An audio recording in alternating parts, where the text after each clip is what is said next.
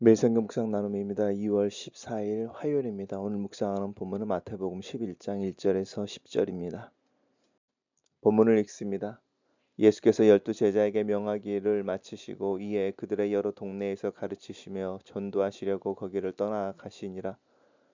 요한이 옥에서 그리스도께서 하신 일을 듣고 제자들을 보내어 예수께 여짜오되 오실 그이가 당신이오니이까 우리가 다른 일을 기다리오리이까. 예수께서 대답하여 이르시되 너희가 가서 듣고 보는 것을 요한에게 알리되 맹인이 보며 못 걷는 사람이 걸으며 나병 환자가 깨끗함을 받으며 못 듣는 자가 들으며 죽은 자가 살아나며 가난한 자에게 복음이 전파된다 하라. 누구든지 나로 말미암아 실족하지 아니하는 자는 복이 있도다 하시니라.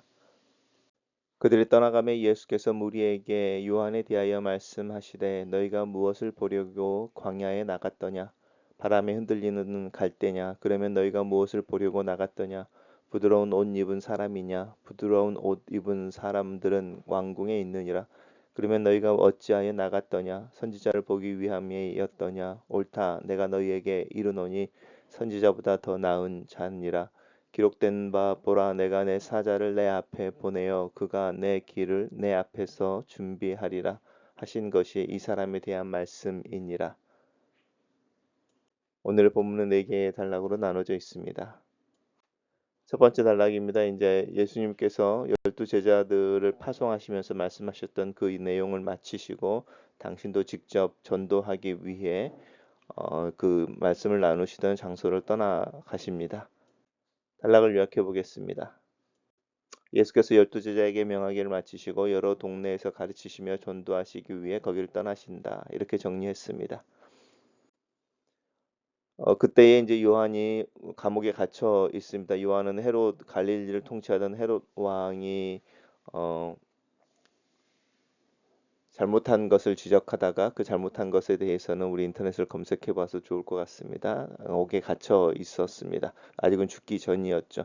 예수님의 공생애가 요한이 옥에 갇히면서 시작되어졌으니까 시간이 꽤 흐르는 것으로 우리 예상할 수 있습니다. 그 사이에 예수님께서 하신 사역, 가르침 또 이런 일들을 바리새인들과 논쟁 이런 이야기를 들은 이 요한이 예수님에게 제자들을 보내어 물어보는 거죠. 오실 리가 그 오실 그이가 메시아를 이야기하는 거죠. 당신입니까? 아니 우리가 다른 사람을 기다려야 하겠습니까? 이렇게 물어보는데 이것은 아마 세례 요한이 옥에서 그리스도의 사역을 이야기 들을 때 아마 그의 기대와 예수님의 사역이 달랐던 것 같습니다. 왜냐하면 예수님을 다른 복음서에서는 그렇게 다시 오실 이로 소개하고 메시아를 소개했던 요한인데 그 요한이 예수님에 대해서 회의를 품고 있는 것처럼 나타납니다. 단락을 요약해 보겠습니다. 세례 요한이 예수의 사역을 전해 듣고 제자들을 보내어 예수께서 오실 그이이신지를 묻는다. 이렇게 정리했습니다.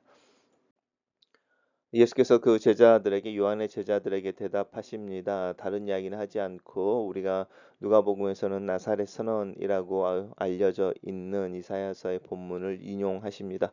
맹인이 보며 못 걷는 자가 걸으며 나병 환자가 깨끗하게 되며 못 듣는 자가 들으며 죽은 자가 살아나며 가난한 자에게 복음이 전파된다 하라.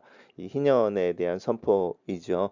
그래서 이것이 예수 그리스도로 인하여 성취되어지는 것을 통하여 예수님은 당신이 누구인지를 드러내고 계십니다. 그러면서 말씀하시기를 누구든지 나로 말미암아 실족하지 아니하는 자는 복이 있다. 이는 예수님으로 인하여 실족한다. 하기 나름대로 기대를 가지고 있다든지 또 판단의 기준들을 가지고 있어서 예수님의 사역이나 예수님을 이렇게 측정하거나 단죄해서 그것 때문에 영향을 받는 이들 이 안에는 요한도 사실은 포함되는 것 같습니다. 단락을 요약해 보겠습니다.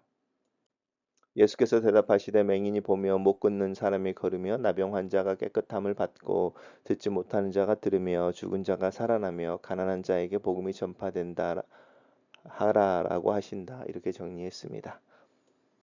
마지막 단락에서는 이제 그 세례 요한의 제자들이 예수님이 하시는 이사야서의 말씀을 가지고 떠나가고 요한에게 보고하러 갔겠죠. 예수님께서 함께 있었던 무리들에게 이야기합니다. 너희들이 왜 광야에 나갔었느냐? 바람에 흔들리는 갈대를 보러 간 것이냐? 그 광야의 어떤 상황인 거죠. 너희가 부드러운 옷을 입은 사람들을 보러 갔느냐? 요한이 아니죠. 요한은 약대의 옷을 입었으니까, 낙타의 옷을 입었으니까, 부드러운 옷을 입은 사람들은 왕궁에 있습니다.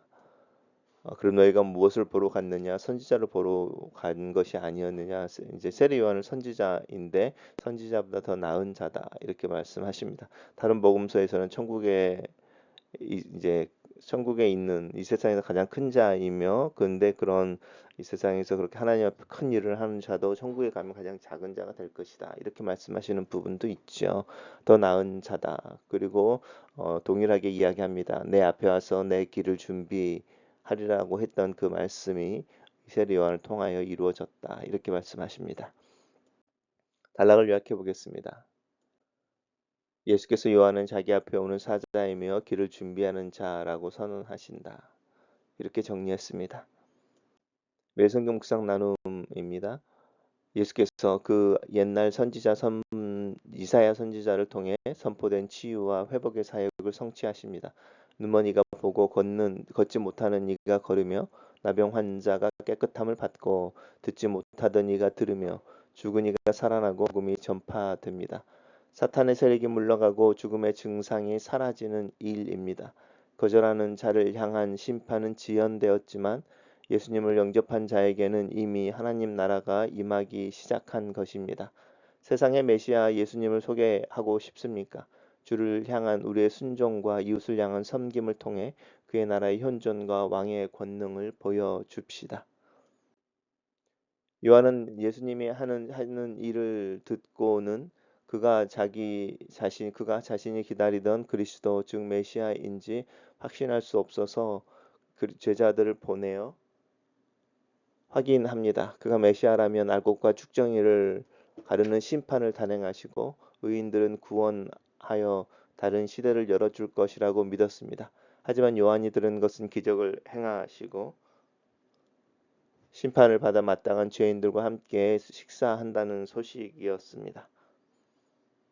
요한은 목숨을 걸고 메시아의 도래를 선포했고 사람들의 마음을 준비시켰지만 정작 자신은 메시아를 잘 알지 못했던 것입니다. 나는 예수님과 그의 나라를 잘 이해하고 있습니까? 성경의 가르침을 청종하지 않으면 성경이 증언하는 믿음 예수님을 만날 때 실족할 수 있습니다. 7절에서 10절의 사람들은 선지자를 보기 위해 거친 광야까지 나아갑니다. 그를 통해 선포되어지는 하나님의 말씀을 들으며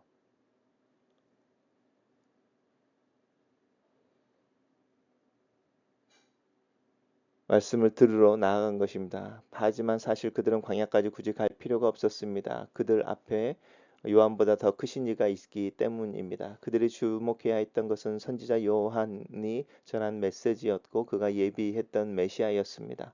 이스라엘 백성은 선지자를 보러 광야에 나갔으면서도 정작 그가 선포한 메시아에 대해서는 관심을 기울이지 않았습니다. 지금도 우리가 세상의 관심사에 사로잡혀 있다면 하나님의 말씀 앞에 나가더라도 그 말씀을 가르치는 예수님과 하나님 나라를 볼 수 없습니다. 글로 쓰는 기도입니다. 주님이 하시는 말씀과 사역을 듣고 배웁니다. 내 기대와 다른 가르침 앞에서 갈등을 느끼기도 합니다. 주님의 능력이 내 기대와 다르게 나타나는 것 속에서 당혹해 하기도 합니다. 내가 다 이해할 수 없는 분, 내 생각에 상자에 담을 수 없는 분이심을 고백합니다. 나는 내게 주어진 일을 하게 하시옵소서. 내가 이해할 수 있는 만큼 주님을 알게 하시고 다만 다 알지 못하고 다 이해하지 못해도 그리스도 예수 안에 드러난 하나님의 사랑은 분명히 붙잡고 하루를 살게 도와 주시옵소서. 예수님 이름으로 기도합니다. 아멘.